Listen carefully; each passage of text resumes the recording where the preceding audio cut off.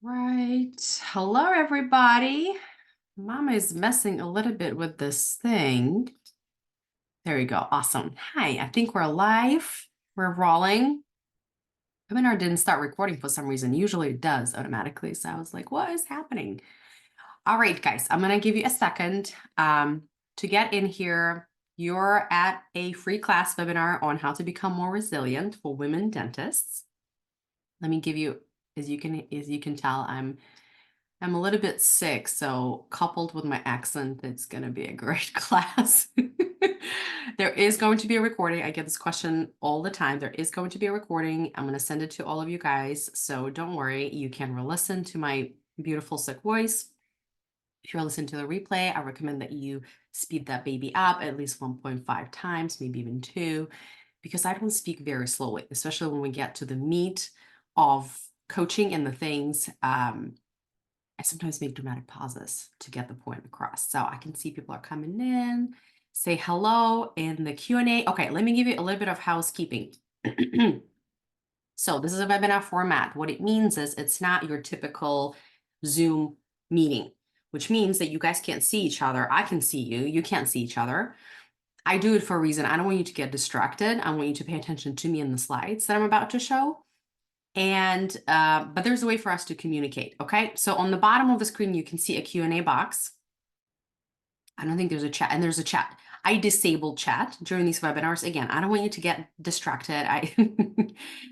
All kinds of things happening in these chats during webinars. People like exchanging links to Amazon, selling stuff, advice. I mean, I love community, don't get me wrong.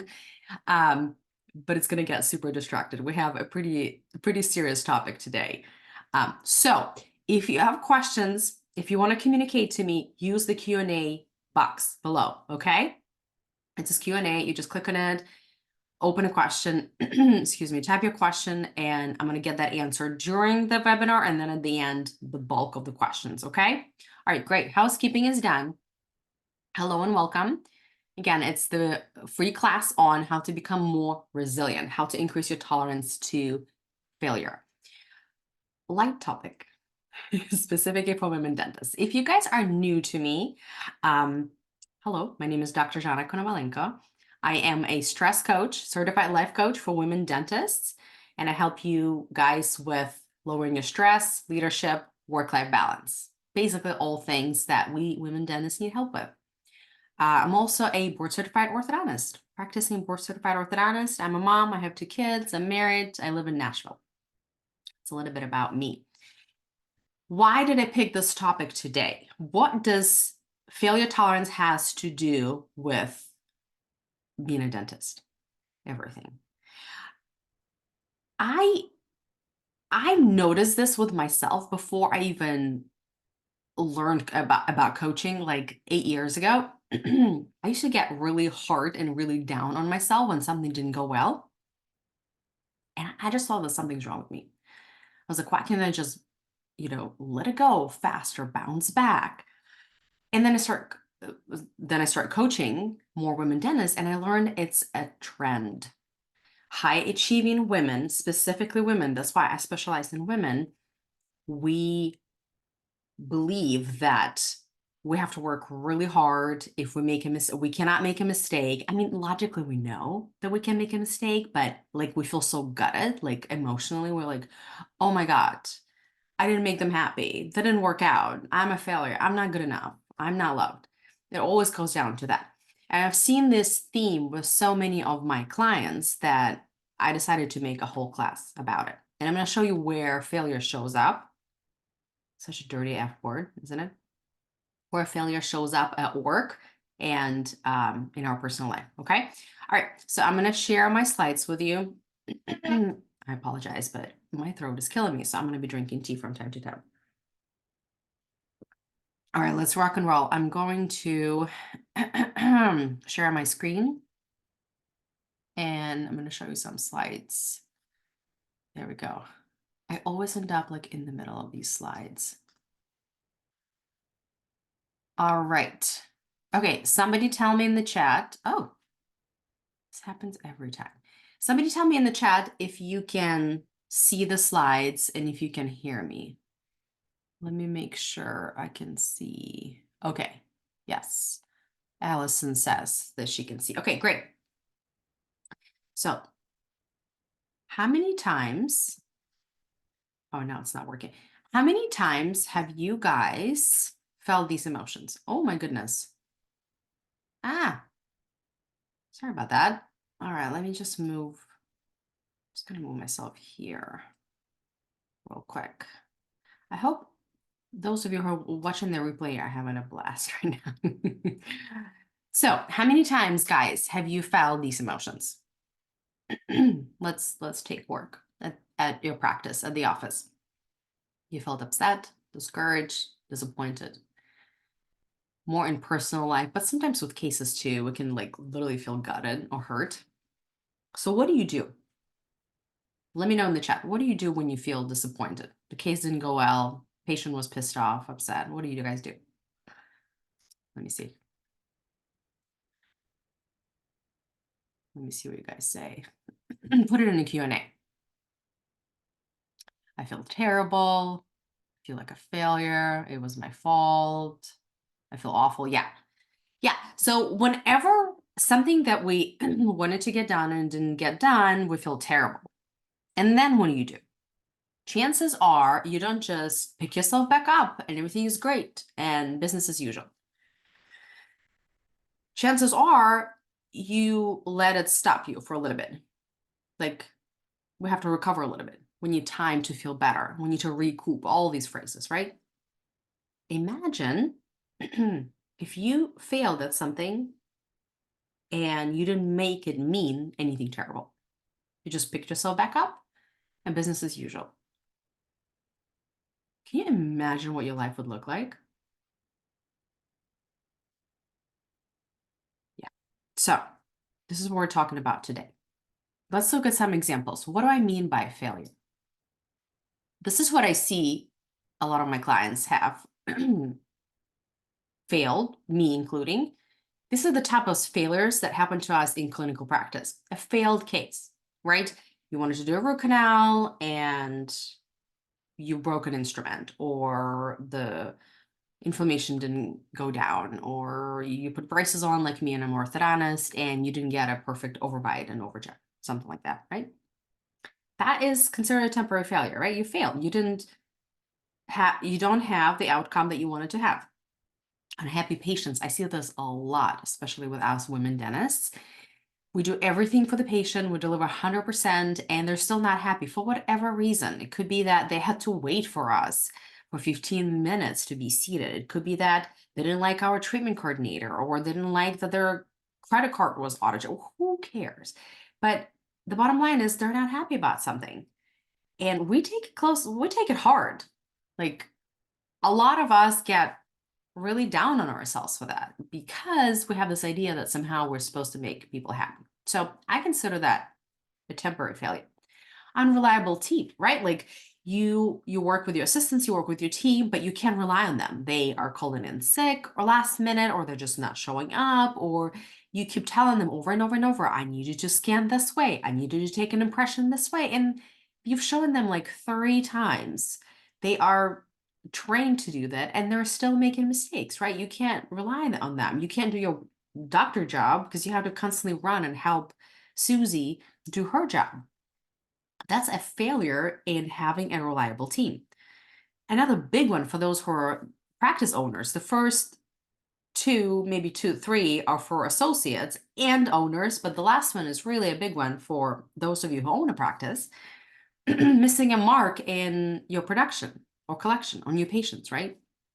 Do you guys have goals for how many new patients you want to see per month? I hope you do, because if you don't, then you're literally just swimming in your business, in your practice, and relying on your emotions to tell you how well you're doing. Have you noticed how many times we go to dental meetings and we talk to each other and we use emotions to describe our business success? We say, I feel like I had a pretty good month. Well, how do you know? I always ask my clients, how do you know? What are the numbers? So let's say you did have the numbers.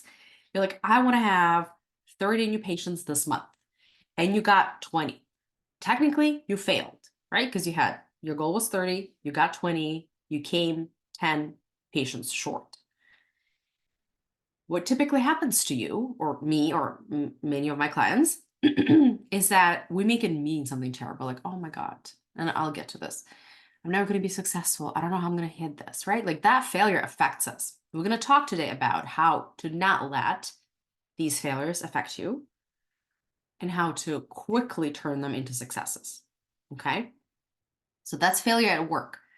What about failure at home, your personal life? These are the things that I see a lot among women in tennis. Mom guilt. Who here has mom guilt? That's a big one for many. Now you guys are all gone for some reason, but mom guilt is a big one, right? Like missed bath time or missed having dinner with my kids or didn't drop them off. Like we feel like a failure, right? If you feel as a mom like a failure, I put it under the category of like personal failure. And we're going to talk today about it. We're going to talk all about mom guilt, okay? Another personal examples, you're trying to lose weight and then you stop. That's a failure because you haven't gotten to the number that you want. Disconnected marriage. How many times we think, oh my gosh, maybe it's the wrong person. You're like, I feel like our marriage is failing, right? Or lack of fulfillment. That's a big one.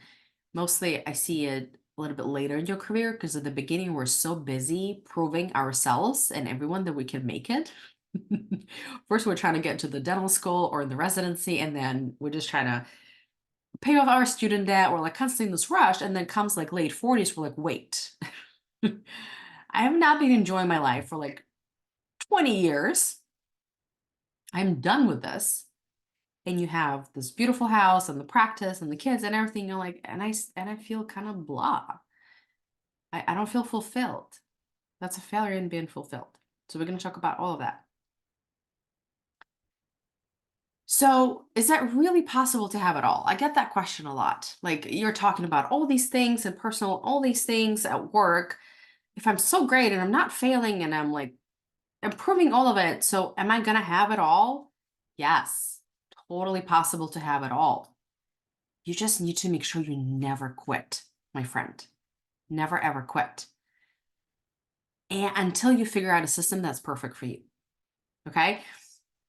I hope all of you know Tony Robbins. He always talks about it, how 80% of success is psychology. It's your mindset. That's what we're doing today. This whole presentation is on a mindset. I give you some specific tips too. But the most important thing is your psychology, is your mindset is 80% of success. 20% is strategy and tips. That's why we hire consultants, we hire therapists, and they give us some tools and strategies, and they give us some exercises and numbers and this and that. And it moves the needle a little bit, but not fully because of this, because of our why, because of our psychology, because of our mindset. It's everything. If you change your mindset to be a failure-proof machine, there's no way in hell you will not succeed because you're going to keep trying until you find the solution. That is my goal for you for this class, is to help you see how to become that failure-proof machine. If you never quit, you keep trying things, not just blindly. I'm going to teach you that. You have to learn and evaluate, but you will eventually find that perfect system for you. And I like how people say work-life balance doesn't exist. Okay. Maybe if you think balance is 50-50, then sure, I agree. I think it's unrealistic. The way I see work-life balance is you spend time at work and you also spend time at home and you feel like balance. You feel like you have all of it versus you never have time to work out or you never see your kids or like you can never grow your practice and stuff like that. You're doing all of it. And I truly believe it's possible, you guys. It really is. My clients are an example of it. I'm an example of it. But people that tell you that work-life balance doesn't exist, in my opinion, I truly believe that they just quit trying before they succeed. They try and they fail and they try and they fail and then they just quit and say, it's not possible. You have to pick. If you want to have a practice, you can't have babies. You're not going to have time for this. If you have babies, you have to be a stay-at-home mom. You have to forget about your career. It's a painful mindset to have. It causes so much disappointment. I see it every single day. Women boxing themselves in one thing. And it's my genuine hope that this class and coaching is going to help you not box yourself into this. Okay. Yes, we can't have it all. You just have to learn how to never quit and keep going. Okay. Getting on a rant here. Your relationship with failure, that's why we're talking about it today. Your relationship with failure will determine how successful you are. Let me just lower myself here. It's going to determine how happy you are and how fulfilled you are. Because remember, you just have to figure out that perfect system. If you never quit, if you always keep going, this is what you're going to have. You're going to be successful. You're going to be happy. And you're going to be fulfilled. And that's our goal, isn't it? So imagine a life. Actually, before that, you already told me, guys, what you make failure mean, right? Like the little F word, dirty F word. But imagine a life where you failed at something. You didn't make it mean anything bad. Just for a moment, I want you to feel what it feels like in your body. When you're like, I set to have 20 NPs and I only got 10 new patients. I failed this month. Nothing has gone wrong. I just need to see where I need to tweak things in my marketing. What do I have to do? Imagine your life where you're like, okay, I don't feel connected to my husband. What can I improve? What can be done? Instead of going in the doo-doo, in the drama. Imagine if you became the person who didn't see failure as personal. Like you didn't take failure personally. You didn't think it means something bad about you. Imagine how your life would change. I want you to take a minute and think about it. The little dirty F word, right? For my American speakers, you know what I'm talking about. I'm talking about failure. So, what if we started defining failure as this? A lack of a desired outcome. That is actually one of the definitions of failure. And I have a beautiful empty slide for you because your stroller over here is sick. So there's supposed to be nice pictures, but we're going to roll with it. The meat is still there. What I want you to start looking at failure as simply a lack of desired outcome. Watch how it feels in your body. When you think I failed at something, meaning I just didn't get the outcome that I wanted, it doesn't feel as terrible as, oh my God, I failed. Because again, we make failure mean something personal about us. But all failure is a lack of desired outcome. For some reason, we're going to figure it out. That's what you focus on after you fail, is why did I fail? Why did I not hit the outcome that I wanted? That's literally all that failure is. Failed marriage, lack of desired outcome. I wanted to be married indefinitely, and that didn't happen. Okay, why? What went wrong? There's nothing to do with me. Maybe it is, but like what I'm trying to say is, has nothing to do with me, like internally. Like I'm not a terrible person for that. Maybe I picked the wrong person. Maybe I needed to be nicer, but it's not like something permanent and unfixable is what I'm trying to say. I just simply didn't get the outcome that I wanted. Oh boy, my nose is getting worse. So if you thought like this about failure, then you can use the scientific method in order to succeed. Failure doesn't mean anything, it just means I didn't get the outcome that I want. Then how can I get the outcome that I want? Have you guys heard about the scientific method? We fail, we didn't get the outcome we wanted, we learn from it, we make a new plan, and then we execute it. You can't do 4 fingers, and then we execute it. You guys do these 3 things on repeat, your life is going to explode. Whatever it is that you want, whatever it is that is your biggest dream, make X amount of dollars, work X amount of days, have children, don't have children, buy a house, sell a house, lose weight, gain weight, whatever it is that you want. If you do these 3 things, you are guaranteed to have that thing. But before you do, this is your strategy. Before you do that, your mindset have to be nothing has gone wrong. Failure is just like a desired outcome. I just didn't get what I wanted. I'm curious why. All right. But why don't we look at failure this way? Why don't we look at failure as, oh, I just didn't get what I wanted? Because these are the three things that I found. Why? It's not a study, it's what I found by coaching hundreds and hundreds of women dentists, is that we are socialized. That's not only for women, men too, the first one. We're socialized to see failure as something negative. And because of that, we're not taking action right away because we're like, oh my God, it's something bad. It means I am bad. It means that I will never be loved. It means that I will never succeed. I'm going to end up on the street, under the bridge, all alone, jobless, and dead. That's pretty much where everybody's brain goes. Something terrible is going to happen. Worst case scenario, catastrophize. Oh my God, I didn't get an A. Not all, but a lot of us, especially high achieving women. That's why we're high achieving, guys. Have you ever thought about it? We are trying to outrun our lack of belief in ourselves. What I mean by that is the reason why we're high achieving is because we learned that if you achieve things, then you feel good about yourself. So we keep achieving these things until we feel like we're deserving of something, some imaginary place at a table. So we keep doing these things, but we're never happy. We're never fulfilled. And we're like, what the hell? I need to do more. And it's just the other way around. We're going to talk about that.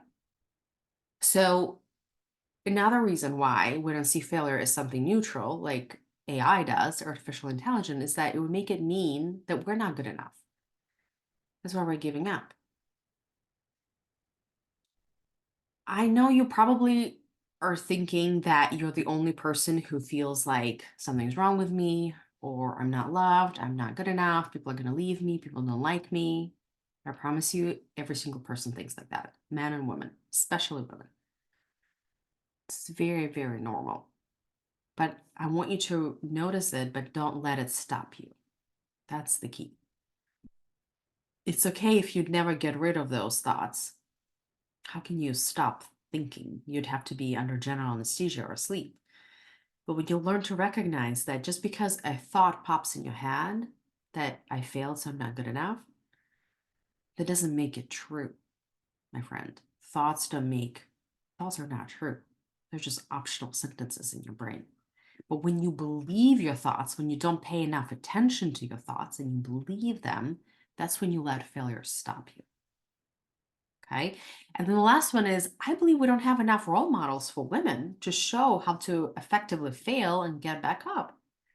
I really do. Like, I don't know where you guys are in the world, but like, look what's going in America, in the United States, we have an election year, and not to talk about politics. I don't know much about politics. All I know about politics is from my husband, but we have a president who is about to become a president-elect, somebody who runs to be a president of the United States, is being in trial right now with court for something he did, and he can potentially end up in jail. And he's going to be running from jail because there's no law that you cannot run to become a president of the United States out of jail.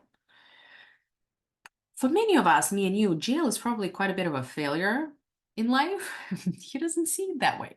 Men have these examples all the time. Men mess up all the time, and then they look around and their friends are just fine. Everybody's making money, everybody's happy, everybody's married.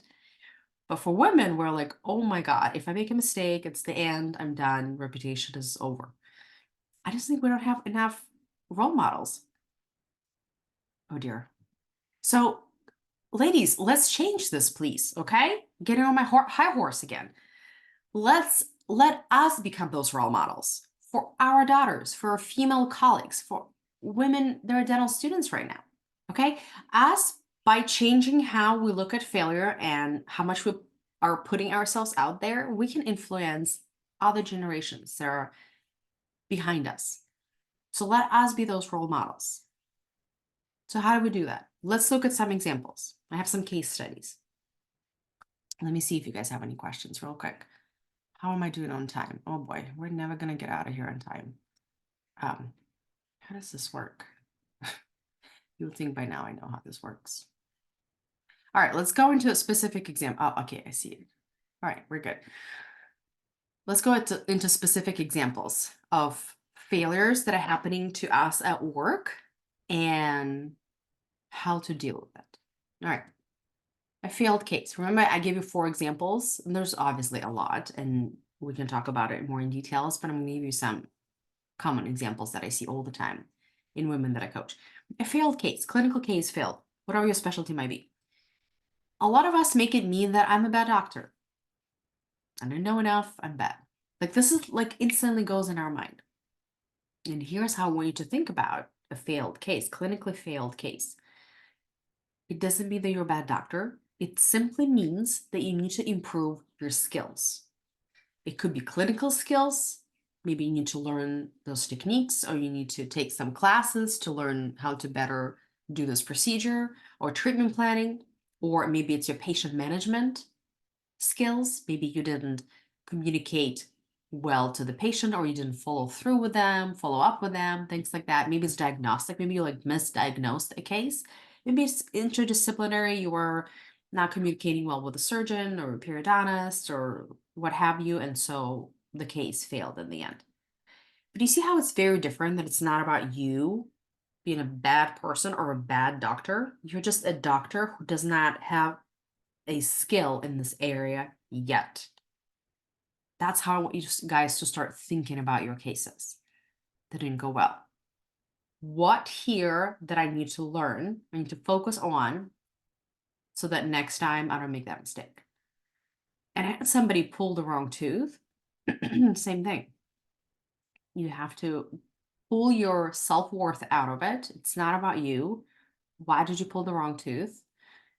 Were you in a hurry, or were you like sick that you didn't pay attention, or did you read x-ray incorrectly, or like do you need a timeout? Like what can we learn from it so that we don't repeat it again?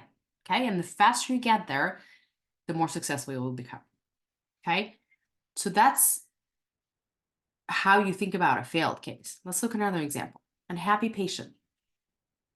That does not mean that you didn't do your job well. That's a big one for us women. There's like an epidemic of people pleasing, especially with high achieving women going on. We try to control everyone's opinion about us. We want to make everybody happy, and if they're not, we make it mean something terrible about us. An unhappy patient does not mean you didn't do your job well. Like, be honest about it. Did you misdiagnose? Okay, it's a lack of skill. But if you've done everything you could for this patient, they're still not happy, that just means that you need to set next time more clear expectations during the consultation.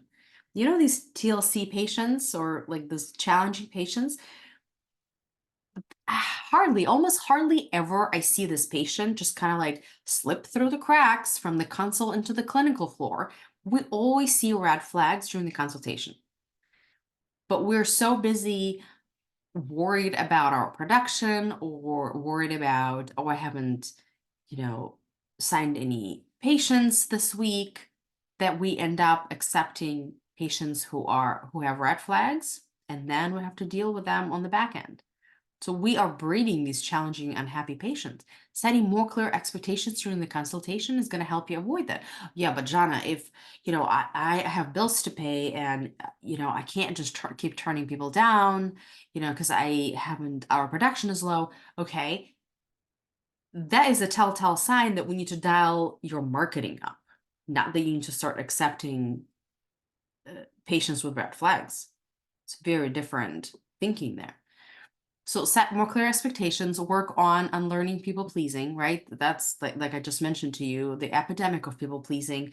Patients come in and they want this and that and the other, and they want you to give them a personal massage and call them on weekends and come to their home and make them homemade ice cream. And we're like, yes, I'll do everything, patient, just to please you. And 0 down payment. Ladies, we have to stop doing that. Like I said, marketing. All you need to do, you have to change your marketing. You might be targeting these difficult, unhappy, or difficult patients that are hard to please. So we need to look at, are you doing organic marketing, inorganic? Is there something in your ads? What do your ads say? Is that the way you're not properly communicating to your referral dentist? Do you not like tell them, hey, if the patient has these things, they're probably unreasonable. They're probably not a good candidate for my services. You look more into that. But we don't typically look at these three things. We just think, oh my God, I'm never going to make it. I'm a terrible doctor. I'm going to have to shut down my practice. I'm going to get a terrible Yelp review. That's the end of it. We kind of go down that spiral. And I want you to pull you guys out of it. Okay, let's look at another one. Unreliable team. That's a big one. I have a whole slide of things that automatically go to your mind when you have an unreliable team. The first thing that pops for many women is, oh, it means that they don't like me. We make team that doesn't do, assistants, front desk, managers that don't do what we ask them to do, what we pay them to do, when they're not doing their job or don't show up or don't help us or call in sick without a notice, we're like, oh, they don't like me. I'm a bad leader. I have a bad team. Just can't find good people. Or even worse, I don't get along with people. Like if they liked me, they would have shown up. If they liked me, they would have scammed better because, they like me, so they would want to people please me. Or some people make it mean, some of you guys make it mean like, oh, there's just not enough of good staff. Like everything is crap, everything is garbage. I'm going through Indeed, I'm going through all of the patient, like trying to hire more people, better people, but all the people that are looking for jobs are terrible. That's my favorite. Gen Z is unreliable and flaky. You know what Gen Z is? I actually had to look it up. I hear it all the time from my clients. I had to look it up. So Gen Z is like the younger generation, probably not you and me. I'm 39, but generation of people who were born from like 1990 to 2010. So kids who are like 20 years old, 25 years old, 28, very early 30s. Those are Generation Z, Gen Z. Those are your assistants and front desk. Probably not your manager, but chances are they're your assistants in your front desk. And I hear this all the time. Oh, they're just so flaky or unreliable. If you think like that, you're going to have a hard time firing them, hiring new people, disciplining them, setting expectations, things like that. So you are setting yourself up for failure. So unreliability doesn't mean any of these things. What it actually means, how I want to flip it, is it means that you just need more clear job descriptions. Let's not expect them to do like what you want them to, like, don't expect them to read your mind. They can read your mind if you put it down on a paper. So I have to have some very clear guidelines, what their job is, very smooth onboarding process. Okay. We have to have a system to keep them accountable. Like I hear this all the time. Yeah, but it's her job. I told her to do this, but she hasn't done it. And I'm like, okay, how are you keeping her accountable? Well, what can I do? All right, we need to work on that. We need to think like a CEO, ladies.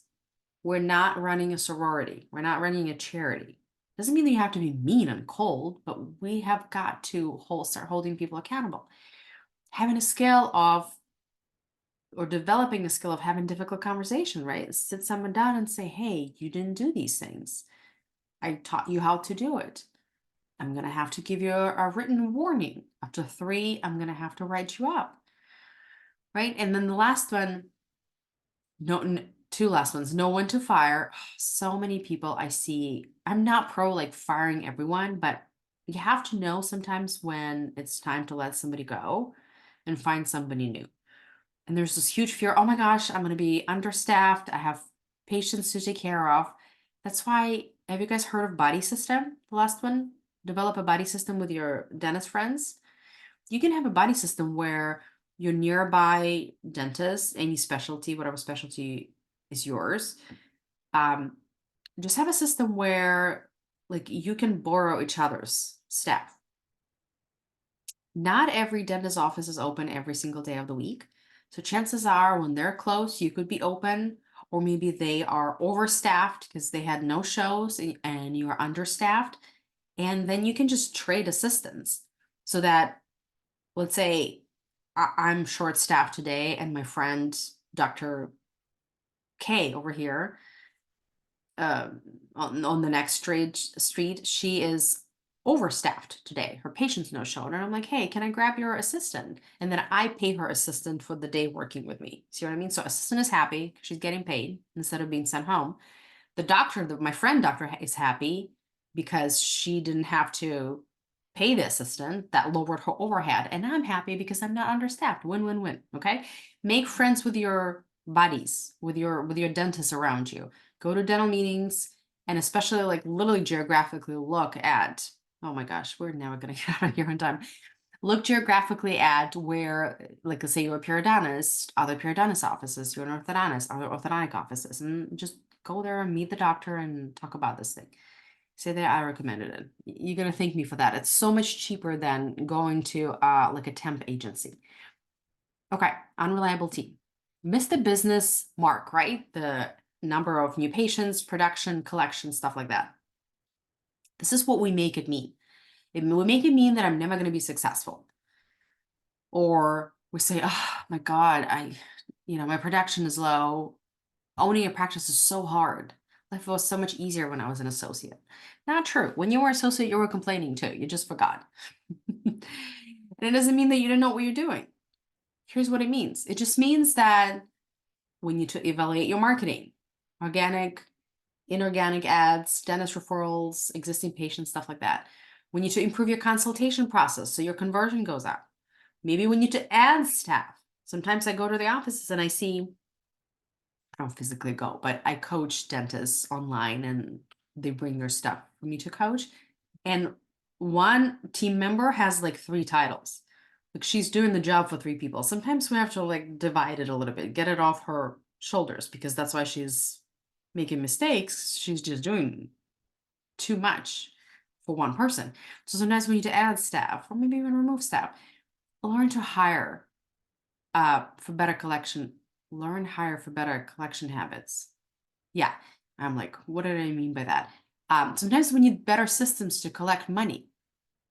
Not that we're not successful, we're not going to make it, and that ownership is hard. We just need to learn better systems.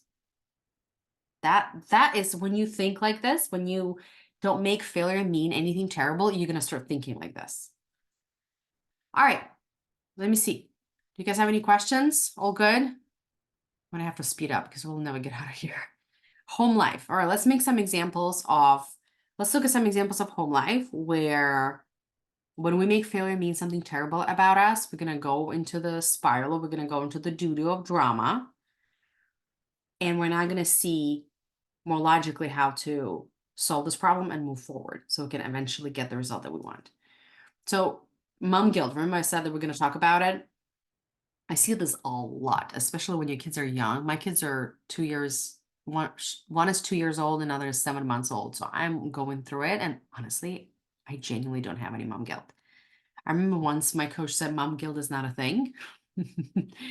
In coaching, we have this whole tool called the model where we know that emotions come from our thinking. So there was something I was thinking that was creating mom guilt. By the way, same thing works for you. And I just changed everything around my mindset. Remember, mindset is 80%, and then some strategic things I've done, and I feel amazing as a mom and as a business owner. And I want the same thing for you. So mom guilt, we feel like a failure as a mom because we missed dinners or bath time. We missed time with our kids. We feel like we're working too much. We don't see our kids. This is what most of us make it mean. We make it mean that I'm a bad mom. My kids will grow up not knowing my name. We always go into the catastrophe mode, right? Or we think like, oh, I have no choice to sacrifice being a mom so I can maintain my career. If you keep thinking like this, you are not going to find a solution to missing dinners or bath time, right? You're just going to be constantly in this perpetual cycle. You're going to be at work, hating work because your kid is growing without you. Then guess what? When it's finally time to be with your child, when you're finally home, your brain is occupied with problems at work. So you're not even present with her or him. And then when they go down, you're like, oh my God, I spend this time and I don't even remember anything. All I was thinking about is this issue with my assistant. That's how mom guilt is created. And here's how you solve it. Like, remember how I said mom guilt is not a thing? All you need to do is to better manage your time. We need to figure out what time you want to spend with your children, block that time off your calendar, set really good boundaries, mental and physical, so you don't think about work and that you're with your kids at home, and learn to work really well and efficient. That goes back to people pleasing your staff, because if you can't get your work done at work because your staff constantly interrupts you and you allow them to interrupt you, because you want to be the kind of doctor who's always available for your team. If you are the kind of doctor who's always available for your team, you are breeding team members that will always go to you and always interrupt you and never respect your boundaries. So when everybody goes home, you haven't done your charts, you haven't done your clean checks, you haven't called dentists or letters and stuff like that. You want to set very strict boundaries with yourself and your team for when is protected time for you to work, when is your time to address their concerns or socialize, and when is it your time for yourself or for your children. All right. And then the last one, you just need to improve your office systems. Maybe we need a better organizing system for, you signing letters, or like when you're doing your charts or whatever it is that you're doing, reading x-rays and stuff like that. You just need more systematic systems, good boundaries, and plan it all on the calendar. Math. But we have a lot of drama about it because we're like, oh, this can't be done. They're going to be upset. That's where coaching comes into place. This is how you solve it, guys. Really, I've solved it for so many women. I've solved it for myself too. This is the recipe. Disconnected marriage, right? When we are not, when we don't feel very connected to our husband, our brain often makes it mean that, well, maybe I'm with the wrong person. Or maybe like the spark is dead. And now we start worried about divorce. But what it actually means is that, one, you need to decide if you want to stay in this marriage. We're like afraid to even think about it, like leaving, but then we're not happy here. So we're what we're calling coaching in a miserable maybe. Like you stay stuck in the middle. But I want you to look the truth in the eyes and make a hard decision. Is it worth saving or not? If not, then we're going to make some steps to get out of this marriage. If it is, then you just need to learn how to change your own psychology, how to change your own thoughts to feel more connected, how to see his behavior in a different light, or maybe even hire a coach or a therapist to help you. Right? So you approach the situation like more strategically, more logically, with less drama. There's always drama and there's math. This is the math of how you save a marriage that feels disconnected. I like to say that it takes two consenting, I hope I spelled it well. It takes two consenting people to have a marriage certificate, but it takes only one person to have a happy marriage. Because happy marriage comes from your thoughts about what he does and what he says. Have your boundaries. I'm not saying not to have your boundaries. If for most people, like there's physical boundaries, like if God forbid he hits me or he steals from me or he cheats, you want to define cheating too in your mind. If he breaks my boundaries, what are you going to do? I'm going to leave. I'm going to call the police. Have those, by all means, define them for yourself. For the rest, you can choose to see his actions in any kind of light. It doesn't have to be negative. It doesn't have to be disconnected. You can just choose to think, he's doing his thing. I love him so much. It's in your control. As long as he's consenting to marriage, you're consenting to marriage, and he's not breaking your boundaries. You, by working on your own brain, you can have a happy marriage. But you can only get there if you don't see disconnected marriage as like something terrible has gone wrong. I might have made a mistake. Any of these thoughts where failure means something negative. I hope I'm driving the point home by these examples. I hope they're helpful. Let's look at the lack of fulfillment. Boy, oh boy, my last lag here with my voice. I'm going to get a lot of heat for that, but if you feel like you're not fulfilled enough, it doesn't necessarily mean you're burned out. Burnout is like a very clinical situation where you can't get out of bed. But if you feel like, oh, I'm just kind of getting burned out, I'm tired, I'm stressed out, there is a solution to that. Okay. And it also doesn't mean that, well, this is just my life. I sometimes have people come in like, I don't even know if I need a life coach. I'm just kind of blah. I'm just kind of not happy. I mean, I should be grateful for all these things, but I'm just kind of not. I don't even know what it means. Maybe dentistry wasn't for me. Maybe I'm just getting burned out. No, what it means is you just need to set more clearer goals, personal and professional. Like, how many of you guys have a 25-year goal, 20-year goal, 10-year goal, 5-year goal? Let me see. Tell me in the chat. I don't think I see anybody. Yeah. Let me see. Let me look at the chat. Yeah, not a ton, right? Yeah, so you just need to set very clear goals so that you know where you're working towards. That doesn't make you constricted. It helps your brain to prioritize. I'm going to set some goals. I'm going to prioritize. What am I going to work towards this year, next year? And then also make rest and play non-negotiable, right? Setting goals and like scheduling things is not about I can never play, I can never be spontaneous again. Plan that stuff, right? And then figure out what causes you stress and then work daily towards your goals, deal with stress, and celebrate your wins. That is how you feel fulfilled. Tony Robbins always talks about how progress is what makes us happy. You want to move towards your bigger goals. You want to see improvement. That's how you're going to feel fulfilled and happy. All right, so you can't have it all if you redefine your relationship with failure. Don't make it mean anything about yourself. Failure is just data. If you take nothing from this webinar, from this class, I want you to take this, that failure is just data. I want you to remind yourself every single day, failure is just data. When you fail, nothing has gone wrong. You're right on track. I literally take a screenshot of this. And I want you to practice these 3 thoughts every single day. Okay, so let's look at some real clients. A little time we have, and then you guys can ask me some questions. All right, let me move this a little bit. So here's one of my clients, Dr. S.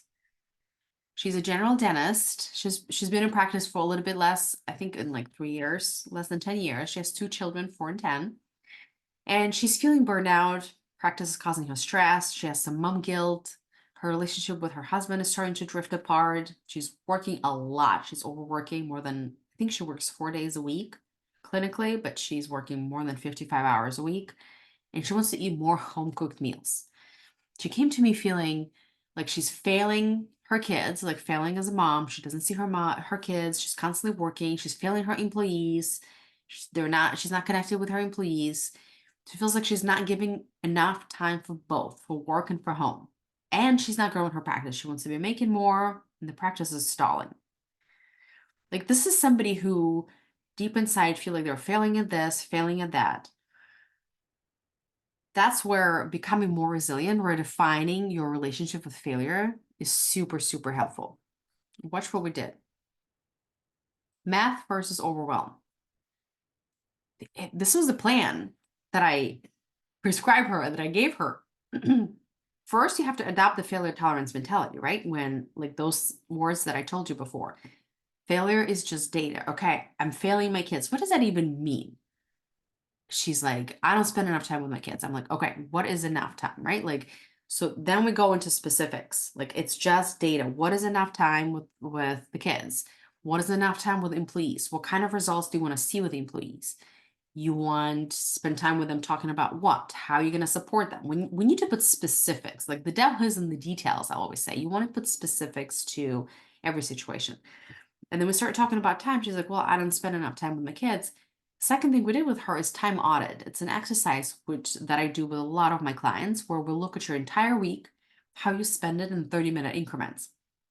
So we'll look at all of these things, and guess what? We found extra 42 hours. That's outside of sleep. 8 hours of sleep every single day, 7 days a week. We found extra 42 hours that she had no idea about, that she could spend with her kids. It's like, almost 2 full days. So then I taught her some more effective time management tools. She set some boundaries at work where she told her staff, like, during that time, you don't interrupt me. I'm working on my clean checks. To stop people pleasing staff, I taught her how to stop people pleasing. We created more smooth protocols. And then she ended up hiring an associate because she was like, wow, I want to grow the practice. I'm working this many hours. I want to be with the kids. I cleaned up my protocols. The only logical thing to grow a practice is to hire an associate. Watch what happened. So I do these with all of my clients. I'm going to try to move my mouth so it doesn't get affected. So I do all of these with all of my clients. Like I think this always happens. I ask them how they like. I record their level of, you see, like the blue is the burnout. I'm pointing with my fingers as if you guys can see. I record this is burnout from the beginning, and then every week as we coach, she tells me like a number, how she feels about it from 0 to 10, and then I record it. The time management, the confidence, the work-life balance. And then you can see this is how we started. And like literally in a month, everything went up. So implementing this strategy coupled with the failure tolerance mentality gave her these results. And this is a bunch of my clients here. You can see everybody keeps going up. What I'm trying to show you is this stuff really, really works. All right, let's quickly do another example. Dr. M, she's an orthodontist. She owns a practice with her partner. She's an empty nester. Her kids are in college. She has some chronic conditions, health conditions that require some maintenance. And there's all these DSO practices. Do you guys know what DSO is? I don't know where you guys live. It's the corporations that, at least for orthodontics, I'm sure for other specialties, the same thing. But it's the, what do you call it? The corporate offices that I guess employ orthodontists as associates, but the corporation owns the practice. And they sometimes, I think almost always they charge less. So you start competing price wise with these corporations. So Dr. M came to me feeling overwhelmed with running her practice, right? Because she's competing with these DSOs, worried that her practice is going to go under. And I think she's been in a practice for over 10 years. Stress about her partner's hiring choices, right? Like she didn't like who he was hiring or firing. But she didn't want to speak up. She didn't want to say anything to have a conflict, people pleasing, right? She felt panicked about her health because she didn't have enough time to go to the gym and do all the activities to maintain her health. She was just in the place where she felt like she was failing as a business owner. She was afraid that she was losing herself. So what we did, we talked about that failure tolerance mentality that I taught you guys. Failure is just math. Nothing has gone wrong here. So when we practiced thinking that, she just looked at her numbers calmly and she ended up hiring a marketing team to help market more, get more new patients. She learned to stop people pleasing and she started speaking up with her partner about who to hire, who to fire, the decisions to make. And then she learned to manage her time better. Time management is a big one for many of us. It's so funny, we're so high achieving, and yet we think we're very organized, and then we look at our time and we don't manage it super well. I was the first one to admit I thought I was great at time management, and then I learned some better techniques, and I was very humbled, to say the least. And so we did the time audit, we looked at her whole week, and now she has time to work out and take care of her health. So when you start looking at temporary failure as bad, your entire life changes quickly. Okay, guys? So key takeaways. Your thoughts create your results. What are your results? How much money you make, your marital status, your weight, your where you live, how many new patients you have, actually. All of these things are results. And they're all created by your thinking. And because your thinking influences your actions. And here are the thoughts that I want you to practice. Maybe even screenshot this, the screen. Failure is normal. It really is. I want you to really sit with it, simmer it, practice it, read it out loud, practice it reading it out loud. We're socialized to believe that failure is not normal. I want you to retrain your brain. Failure is normal. Failure is temporary. It is never a reflection on you. This is one of my favorite. No is not a dead end. It just means not now. Nothing has gone wrong here. You're right on track.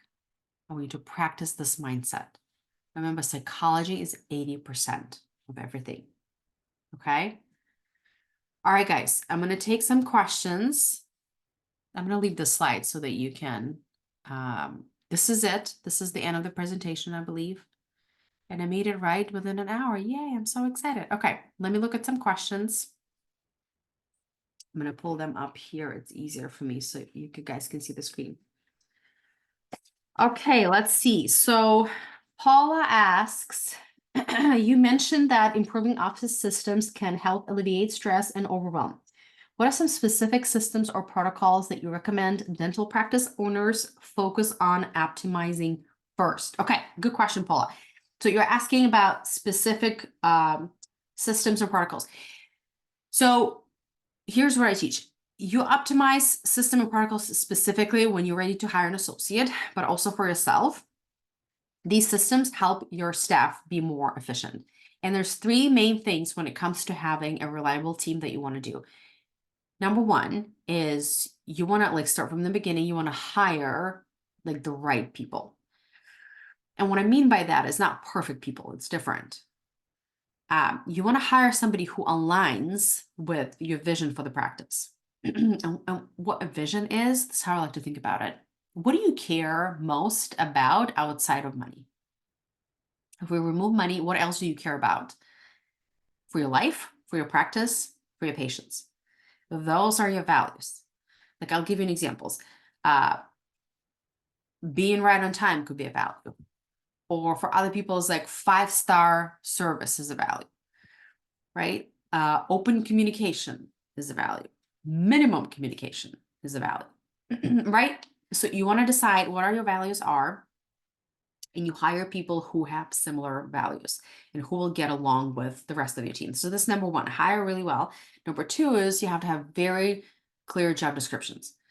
And I help people do that. You have AI that can help you now. ChatGPT or POE.com has all of the bots and all of the AIs on the market for $20 a month.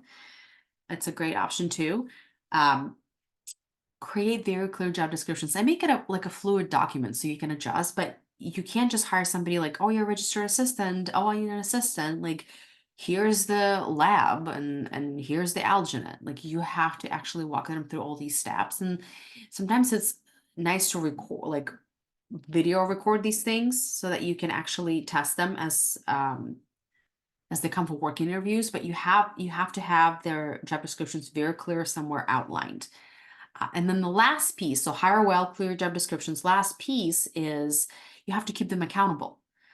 You can just expect that people are going to do their job. You would think we're adults, we're being paid for this. People still don't follow your expectations. So you have to keep them accountable. And the way you keep them accountable is you have to have a system where you're okay, I'm going to meet with you weekly. I'm going to meet with you bi-weekly or bi-monthly, and I'm going to give you feedback. You've done these things well and these things not, and I want you to improve it, because if you don't, after 3 times, I'm going to write you up.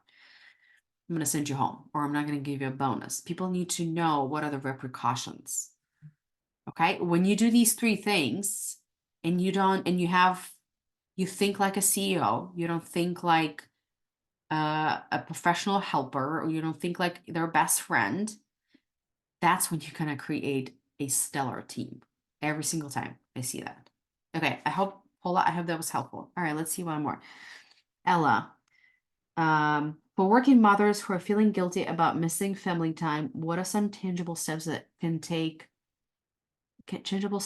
they can take to better balance their work and home life responsibilities? Okay, so tangible steps for work-life balance. All right, so here's, oh boy, we're running out of time. So I'm going to answer just this one and then I'll let you guys go. Tangible steps for work-life balance. Number one, you want to decide how much time you want to spend with your child, or what activities are really important to you. You have to get specific. Is that family dinners or bath time or picking them up from school or dropping them off at school or all three? You have to get very specific. Okay. Step number one. Step number two, you have to block that stuff off your calendar. If you can't, if you're working those hours, then you have a decision to make. Okay. Either you rearrange your hours of work, that's very important to you, or you don't, because work is really important because you're the primary provider. Then we have to change your thinking around it, where you don't make yourself wrong. If, let's say, for whatever reason, you're working, let's say 5 days a week until 8 p.m. It's very unlikely scenario that you are, but let's say you are, and your kids go to bed at like 7. So there's no way you can do family dinners, and like there's no way you can drop a day because you have like 3 mortgages and whatnot, or you have 1 mortgage in California. That's how expensive it is. But like you're the primary provider or the main provider, and you're like, there's no way I can change my schedule. You have weekends with them, then decide that weekends are enough.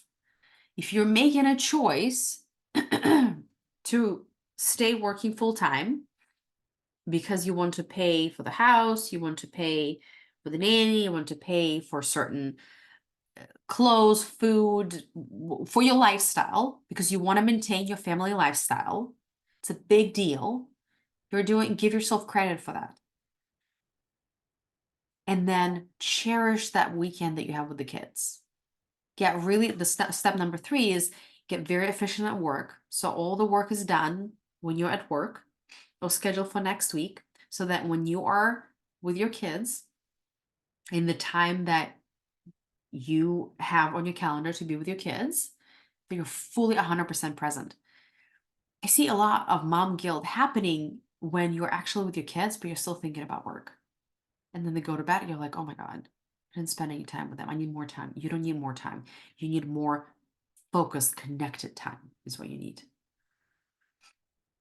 But that example, working until 8 p.m., that's like, oh, I haven't heard of anyone doing that. Most of the time, what happens is you work 2, 3, 4 days a week. So you have 3 full days with them, but also you get home around 6 or maybe even 5 p.m. Let's say 6. You still can do bath time. You just choose to think that it's not enough, and you give yourself no credit for working. And sometimes you leave work later because you're still catching up with charts or clean checks or lab orders and stuff like that. Becoming more efficient at work so you can finish earlier, so you can get home earlier and be fully present with your kids. When you do these things, I guarantee you, mom guilt is going to go away. Guarantee, promise. All right, guys, it was a pleasure. Thank you so much for hanging here. We're a couple of minutes over. I'm going to send a replay if you're interested. And let me know if you have any questions. All right, bye.